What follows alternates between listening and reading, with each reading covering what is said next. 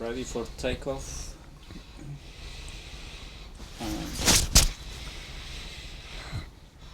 Assalamu alaikum wa rahmatullahi wa barakatuh. Welcome to our new session on individualism, a very important topic which in fact is part of the public discourse now. We're talking about individualism versus collectivism. These are very important words. We need to know what they are. We need to know the ideology that underpins these words. So we're going to start with, inshallah, the poem as we do, as a matter of tradition here, and then we're going to, inshallah, explain it. فصل الفردية فردية تعتبر الإنسان معتمدا بالذات حيث كان وأنه على سواه معتمد ولم يكن لنفسه قط سند واعجب لهم من أين يأكلون ويشربون الماء وينكحون وهل على السفين يركبون وهل هم للذاك يصنعون. No. So individualism is an ideology which, if you look at some of the definitions, prioritizes the individual in analysis. Now, what kind of analysis are we talking about? Political analysis, social analysis, economic analysis, or all of the above? And really, depending on what type of individual we're talking about all of the above. We're talking about all these different types of individualism. Now, what is the individual prioritized against, if you like? What would you say? If we're going to say we're going to prioritize the individual, what are we going to prioritize the individual in comparison with? What do you think? Against the collective. So what kind of collectives are we talking about? Society, maybe, yeah. I mean, Tribe, yeah, it's a collective. What else? Family, demographic. Yeah, family, even family, correct, because family is a unit of some sorts. Yeah, what else?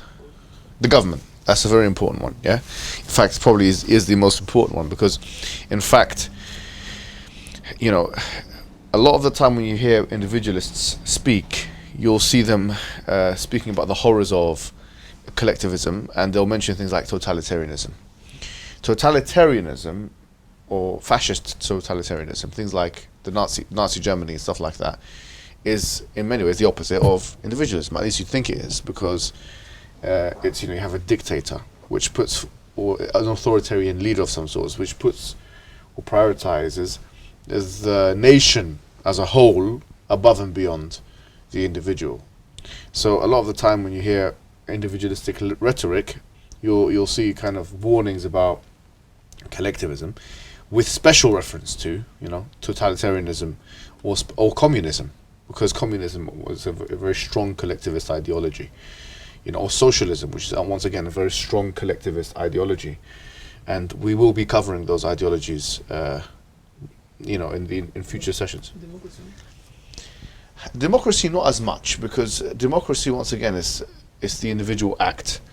But we will talk about, I think if we talk about representative democracy, because democracy is divided into two. You have direct democracy and representative democracy, yeah? Direct democracy, back in the day, you know, in Athens and stuff like that, they used to vote straight away for things, which is the equivalent maybe, or something similar to, at least, what we refer to in our times as a referendum. But representative democracy is when you elect some kind of a representative. And we've already spoken about what happens when, on social contractarianism, what happens when people elect a leader, and then the leader has, sovereignty or sovereignty. You know, like for example, in this country, Parliament is sovereign. That is the key. That is the key part of the constitution. We have a constitution in this country. It's not codified in UK. It's not codified constitution, meaning it's not written in one place. But it's an uncodified constitution, yeah, which is made up of different things like statute law and common law, and so on. So, Parliament is sovereign, means Parliament is the main body which everything goes back to, in order to receive kind of justification, legal justification. Now, individualism, although quite close to egoism, should not be confused with it. We talked about egoism last time. And who remembers how to define ethical egoism? Self-interest. Okay, so it's self-interest. But what kind of self-interest? What's the difference between psychological egoism and ethical egoism? Do you remember? Ethical says Yes. So, right. Psychological is something that We all Great. innately. Great. So psychological egoism is that we are self-interested. It's the proposition that we are self-interested. Okay, that even the most seemingly altruistic things that we do, like a mother trying to save her child, at the end of it goes back to an interest of hers. Jumping on a grenade or something, It goes back to an interest of hers. That's a proposition of what is the case. But what ought to be the case is now ethical egoism, because we said as the moment we start talking about prescriptions is should, shouldn't, ought, oughtn't, or you say do or don't even. And this one is a little bit more sensitive, because you could have prudential motivation, or you could have, we talked about hypothetical imperatives and categorical imperatives. So if I say go and clean the room, and it will be, go exercise and you'll be fit, that's not really a moral thing to say. So with imperatives, there's a possibility it can be ethical or not, depending on what kind of imperatives are being put forward. But definitely if it's about good or bad, do or don't, usually we're talking about ethics now. Yeah? And so individualism should not be confused with egoism, although there's a very close proximity between the two things. Both of them, let me ask you, what is similar between the two things? What is similar between ethical egoism, which says that you should do whatever you want to do, and individualism, which prioritizes individuals in society? The individual is the center of focus here? But what's the difference? Oh, you mean the difference? Yes. That's a similarity, isn't it? Right. Yeah. What's the difference? It's very close, right? Is it that it's not talking about like your desires and like your needs, rather it's talking about like, I don't know, like things that you might value and want instead. What do you mean? So I feel like on egoism, I don't know, that you might want, like you might have like a need to, I don't know, fulfill your, I don't know, hunger or pleasures, right? But it sounds like individualism is maybe like looking at a higher level of like what your interests are, so things that you value. My egoism can also be that. Right, yeah. Individualism in relation to everyone else, and egoism is just about yourself, and you don't consider how it affects other people. You could look, consequentialism you can have egoistic consequentialism, and you can have individualistic consequentialism. It can fit in almost anywhere. And you can have individualistic egoism. A lot of these things that we're going over in the sessions, don't think that they're always mutually exclusive. You can put them together, like individualism and egoism can coexist, but they're not expressions of exactly the same thing. Like when we talk about individualism, depending on what type of individualism we're talking about, we're just making claims about what rights and responsibilities individuals should have respective to other collective entities. That's what we're talking about. We're not really making a claim about what the individual should do or shouldn't do. This is a very fine line distinction between egoism and individualism. Yeah. So what separates it from psychological egoism? Oh, psychological egoism has nothing to do with ethics. Right. It's a psychological study. Okay, but when you just mentioned individualism, you kind of, I don't know, it sounded like you were saying that it's separate from morality. No. It's not. No, It's not, because what we're saying is that it's morally good to prefer the rights and responsibilities of individuals over and above that of states or collectives of any kind. That is the individualistic notion. Now, if you take individualism, if you take the notion of preferring the individual set of rights and responsibilities, or let's say rights in particular, right, over and above state rights, for instance, yeah, then what do you think we will reach on the spectrum of political models? Because individualism now, we've moved away from kind of ethical systems to political philosophies now, and also to this is a political philosophy, an ideology, a political philosophy. It's not just an ethical system. So on the political landscape, where do you think, if the more individualistic you are, the more no, this is no. Yeah, go on. So libertarian. What's even more severe than libertarianism? Yeah, anarchism, right? So at the extreme end of this side is anarchism. Because what is anarchism? Yeah, there is no government. There is no government. Because libertarianism is that the government has minimal intervention, like what Robert Nozick would argue for. But we still have a government, we still have a state. Whereas anarchism, you don't even have a government or a state.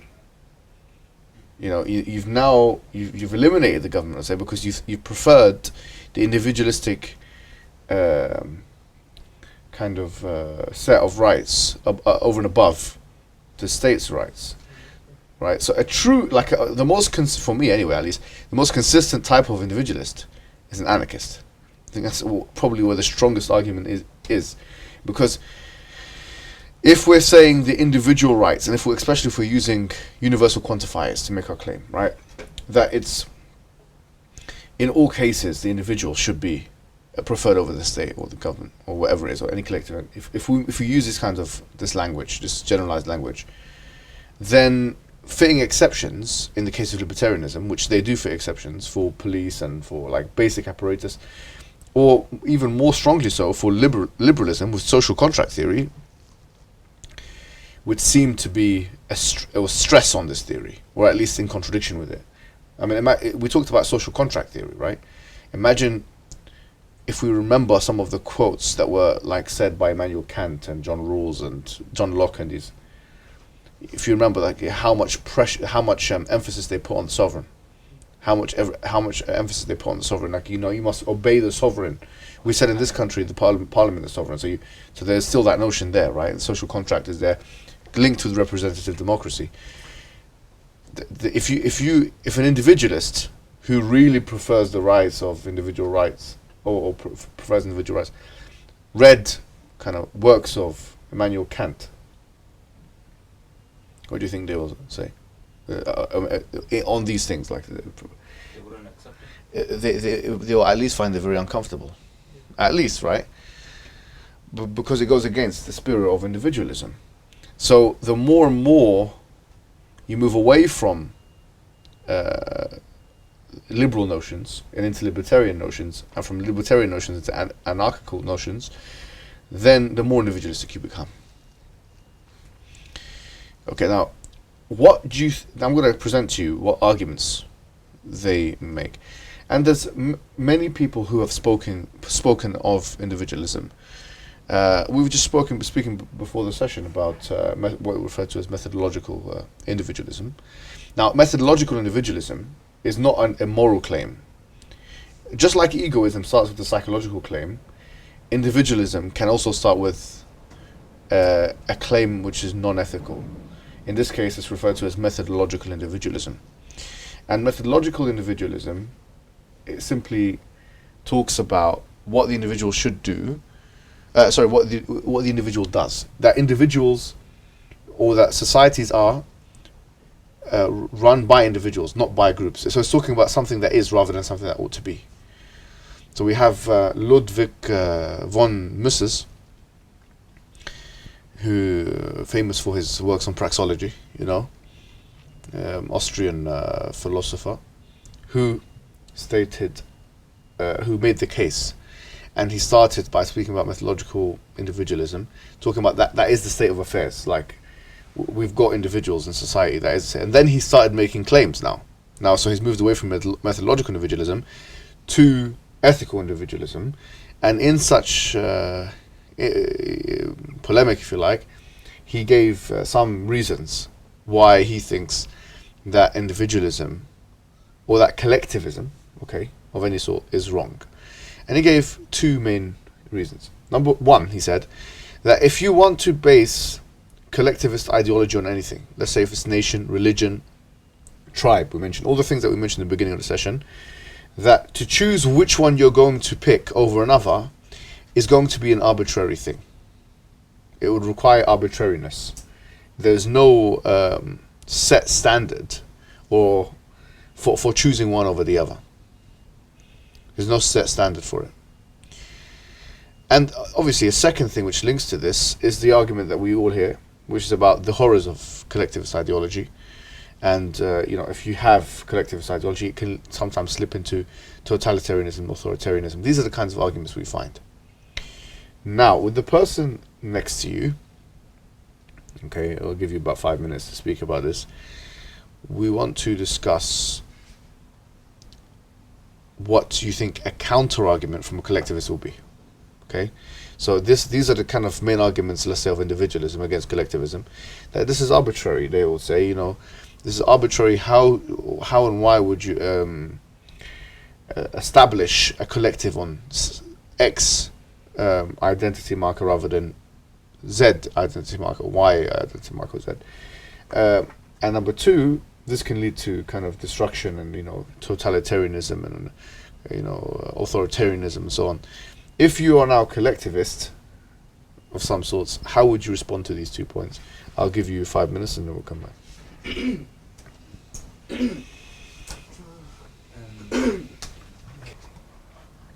Yeah, so what would you have to say? Okay. What's your name again, brother? Tahmid. Tahmid. Min.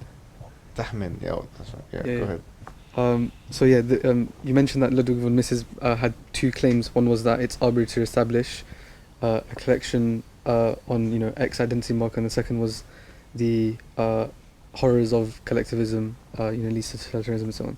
So the first argument that we would present is that it's not arbitrary to establish a collection on an identity marker if a group of individuals, they come together on a shared interest. So a group of individuals, they have, they would each decide that this is their most preferred interest, is the highest value interest, and they would come together on that marker and work together to achieve that. I think that's a very reasonable argument. I think certainly that's something you could say, but then they would argue that the moment now becomes a collective, there will be disparities in how that collective is defined, which not all individuals would agree with. So for example, let's take a nation. How do we define British values, for example, yeah? So not everyone in Britain really agrees that these are the most important values in Britain. But, so a lot of people will agree with that. So then you're going to have to kind of smuggle in a democratic reasoning, which now we're going into another ideology altogether. Yeah. Because it will be the majority, the will of the majority.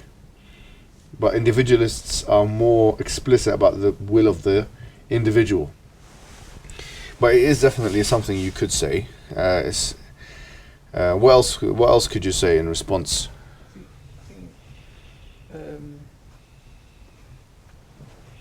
We have to decide, because even if you become collective, if you become individual, it can lead to anarchy. If you become collective, it can lead to dictatorship or like. Yeah, but for them, even if it so does lead to anarchy, what's the problem? They say this is what we want. So Some of them in say that. certain situations, you have to choose one. So imagine like in a referendum to decide if the country needs to be separate or not.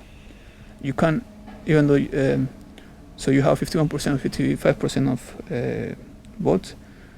Understand you can't ignore the 45%, but you can't ignore the 55%. You have to choose one. So in that case, individualism it wouldn't work. Does that make sense? Well, if we went into the So some situations require you to choose one. You can't. Like what? Give me an example. Like the one I mentioned. Just say it again. So situations like a nation needs to decide if like wills and the separation. Yeah. So if we wanna separate from this country, we don't wanna be part of Yeah, that. but nation states in and of itself are a questionable thing on anarchical notions. Nation states itself, the whole question of a country, like with borders and patrol and military and stuff, that itself is we're not taking for granted that an anarchist would say that that's possible even. Do you see? Yeah. So the stronger argument would be. Let's start with this question. Yeah, you're definitely look. This is good. You're grappling with it. Yeah, it's fine. It's good. You're coming. You're saying good stuff. It's not anything bad. But what I want to say is, Let's start with a very, very basic notion. Let's take it step. What are the assumptions of individualism? Assuming that the individual right is superior to the collective's right, isn't that itself There are a some bit things which are more foundational than that. that the individual has rights? Yes, but there's some things which are even more foundational than that. That you're an individual. That the individual wants to pursue these rights. He wants to pursue these interests and values. Well, now we've smuggled in egoism, in a sense. So whether he wants to or not is not the question here. Refusing to follow the crowd, thinking for yourself. Yeah, thinking for yourself. Let's explore that for a second. Thinking for yourself. Should you think for yourself?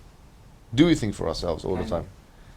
Can you think for yourself? It's always with other people, right? Should we think for ourselves? In every circumstance. Do we think for ourselves in every circumstance? No. Give me an example of when you don't think for yourself. Don't think of myself. Don't think for yourself. Can you stop at red light? Great, why not? Because you would want to continue driving even if it was a clear road, but you're bound by that. Well, there's something more foundational than that. Right.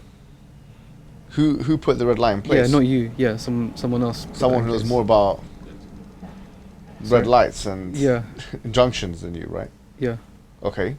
So the assumption that you know what's best for yourself. yeah. Okay. That's an assumption. Yeah. You know what is best for yourself, the good life, conceptions of the good. You know what's. So you could say one of the individualistic assumptions is you know what's best for yourself. Now, can that be challenged?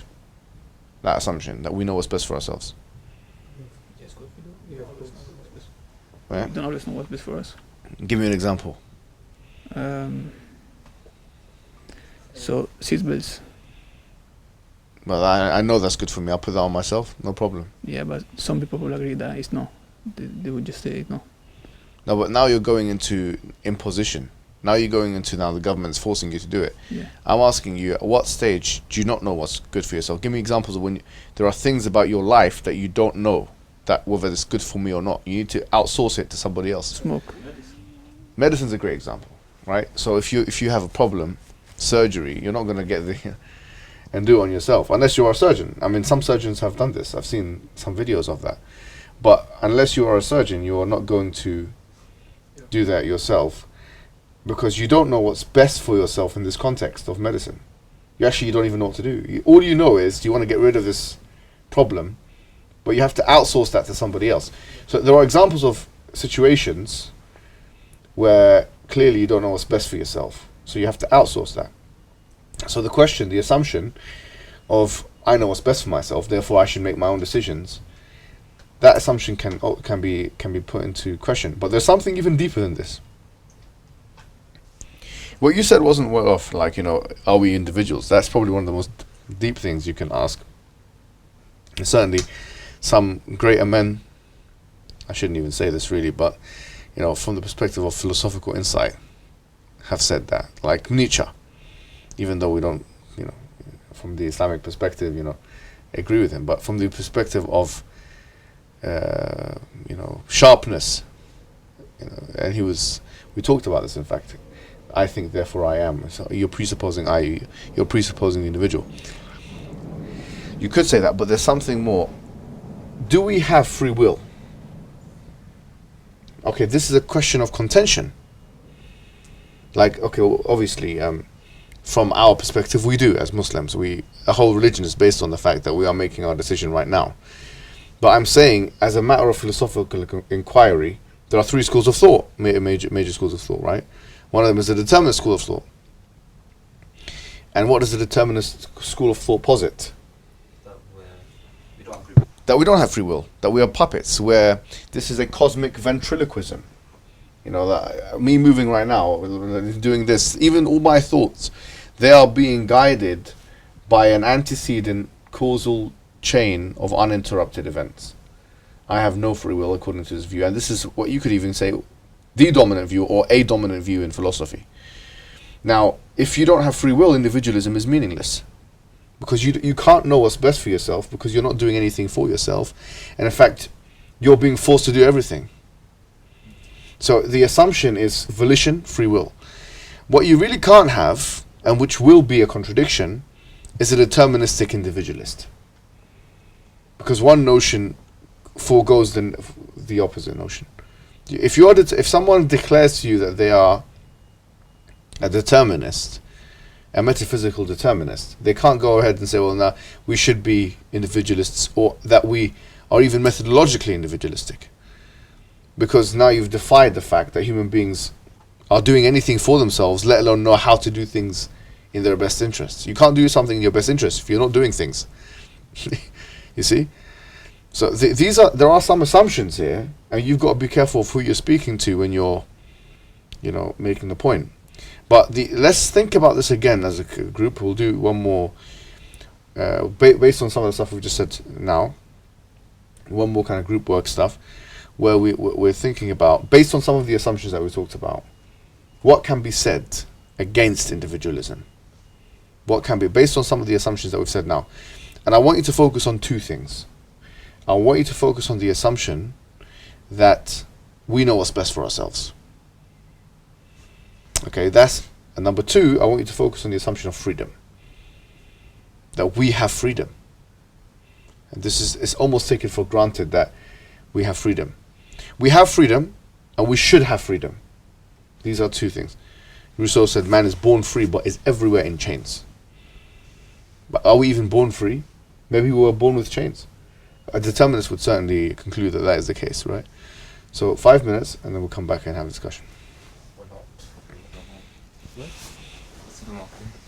All right, so let's see. Anyone want to start us off? Okay, so so we basically talked about both assumptions, and the first assumption that we talked about was this individual knowing what's best for himself.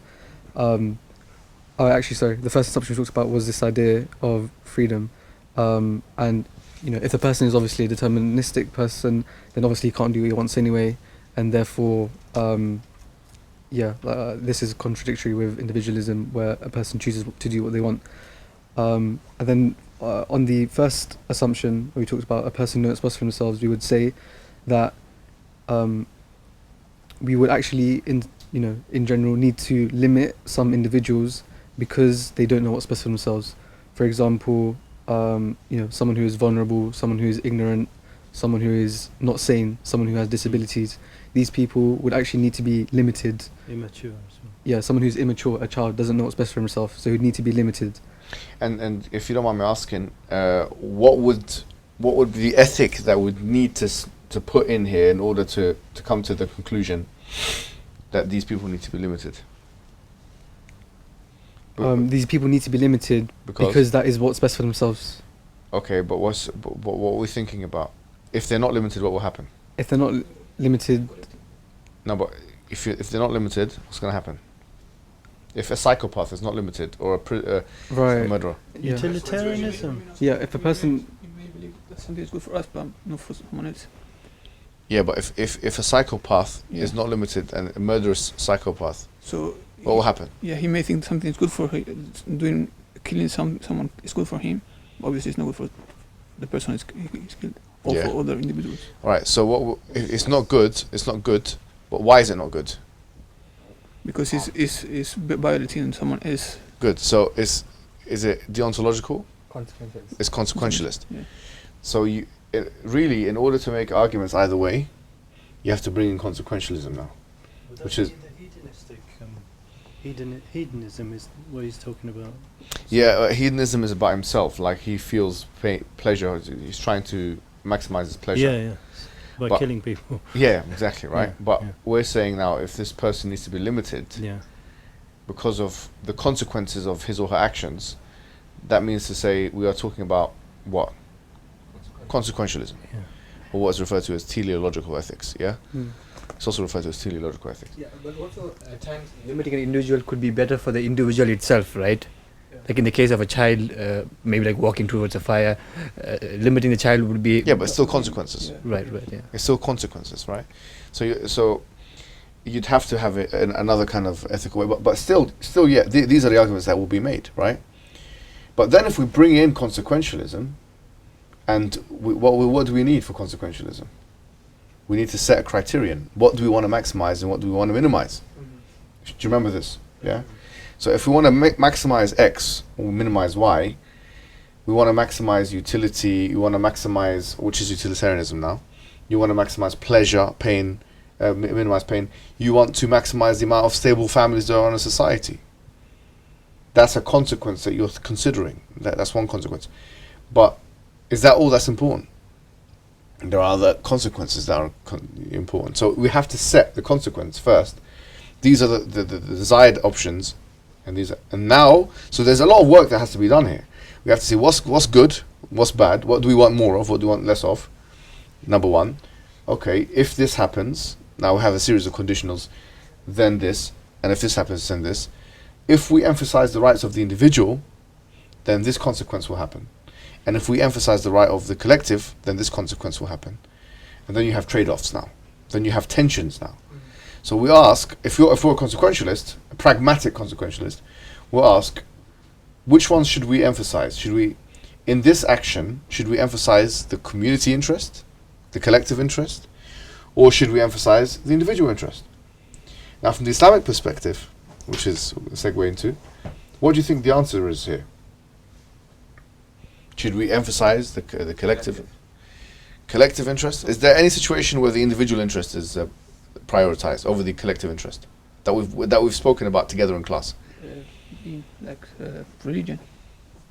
Yes, but sometimes sometimes that can be the case and sometimes not. I want you to think about the particular lesson that we've done on Ghazali and consequentialism and maslaha and mafsada. And remember, there's two examples we gave at the end of the class. We gave the example of tatarrus, human shields, and we gave the example of the guys in the ship. And we said, well, Ghazali said, when you violate humans or like honor and what's this? Okay, let me remind you. Is it the three people on the boat? Yeah, so he said the three people on the boat, right? Yeah. So he said if there's three people on the boat and one of them, the boat will sink unless one of them comes off. He says this, under no circumstance is it okay for one of them to be thrown off. Even if the collective interest is what? Will be met, let's say, in this situation. Why did he say that, if you remember? Yes, go on. It doesn't affect the entire society. No, but there was three conditions he gave. Yeah, it has to be certain. Yeah. And then what was the other one? Can't remember. Daruri. Daruri, necessity. So it has to be necessary. We have to know for sure that it's going to affect everyone. And we have to have a very high range probability that it will do so. So in a situation, this is what Islam says basically. In a situation where those three conditions are met, then the collective will override the individual will. If those three conditions are not met, then the individual will override the collective will. And also, when he says kulli, what exactly does he mean? Does he mean like the entire society Yes. itself? Yes. So in a situation where it will definitely affect the entire society in some way, and that it will definitely happen, or there's a very high likelihood of it happening, and that it's necessary, and we said the necessity is connected to the 5 things that Islam came to protect, then the collective will be emphasized over the individual will. And that is, it solves, if you understand this, it solves the controversy of penal laws in Islam. You know, penal laws like the hudud and stuff like that. Why is so many, like, there are harsh laws in it, like, Islam. There's laws of capital punishment in some situations, this, that, and whatever. Now, why? Because in this situation it's kulli qat'i daruri, and it links to darat al-khams, which are the 5 things that Islam came to protect. Whether it's the deen or the nafs, that's why you'll find, or the ird, the honor of the person, all of the hudud are based on those 5 things. Okay. So that's why we automatically think Islam is more collectivist than it is individualist. But that's actually not a nuanced position. That's not understanding that the scholars came with at all. Sometimes it can be collectivist and sometimes it can be individualist. Depending on the scenario. It really depends on the scenario. And where it's clearly individualist is in spiritual affairs. That all of you will come yawm al-qiyamati farda. That you will come individually. Literally, the word individual is there. like that you will not be accompanied by anybody in the grave. You will be alone in the grave, and you will come alone in the grave, you know. And we believe in the Day of Judgment, you'll be alone there as well, you know. And so there are some aspects of Islam which are clearly preferring individual action or emphasizing individual action or referring to it, and other things which are more collectivist. So you'll find that it's very surprising, because some people will attack Islam on the basis that it's supposedly collectivist, and they will make the same arguments against Islam as they will make against fascism. You know the situation of the vote. Yes. Is that necessary? It's necessary. Yeah, I'm asking if it's necessary, because you mentioned that to be able to be necessary, it needs to fulfill 5 of the. No, just one of the 5. For it to be necessary, it has to. So, for example, a woman being raped, it doesn't save her. Like, if she's raped, it won't be against her life. But one of the things that Islam came to protect is honor, and a woman being defiled in that manner and raped is against her honor, and so that's one of the things Islam came to protect. It's as high as the life. You know, so if someone, like we said to you, pointed a gun at you and said, "Rape this woman, otherwise we'll kill you," you don't have a choice of doing that and saying it's darura, it's a necessity, because that woman has something that you must protect. Her individual right to honor overrides your individual right to life at that point. These things are very well reasoned within the Islamic paradigm. That's why in the situation, on the boat situation, if you throw the guy out, you know, there's no honor in his life. Now it's life. Yeah. Okay. So sometimes Islam will come and say, no, you know. So you'll find now alt-right critiques of Islam, even far-right critiques of Islam. You know, it's pretty slow and unnuanced, unacademic, but we need to know, because this is the kind of thing you're going to be confronting. That Islam attacks individual rights, Islam attacks individual freedom, and Islam is a fascist. Something you'd hear from Tommy Robinson or something like that. Yeah, it's a fascist thing. But if we think about this, there are aspects of fascism which are compatible with social contractarianism and liberalism, which is the contract theory, social contract theory. And that's also compatible with Islam. I mean, there's no controversy there. But there are aspects of Islam and or liberalism which are not compatible with fascism. This is how we solve the issue. And examples or counter-examples, the like of which we've mentioned now, are strong enough to dispel the notion that Islam only considers collectivist interest. It considers both. And sometimes it prioritizes one over the other. I'll give you one very interesting example. You know, if somebody curses Allah, you know, if someone curses Allah, the reasoning they give for the reason why there's no, like, say, punishment for that, in the same way that there is for other things, is because they say Allah, he can take his own rights. But the khalq, the creation can't. So, in other words, the individual creations, they need their rights to be recompensated. And in many ways, there are overlaps between liberal theory and Islam, by the way. Like with wealth and money, you can, under no circumstance, can a sovereign come and take your money.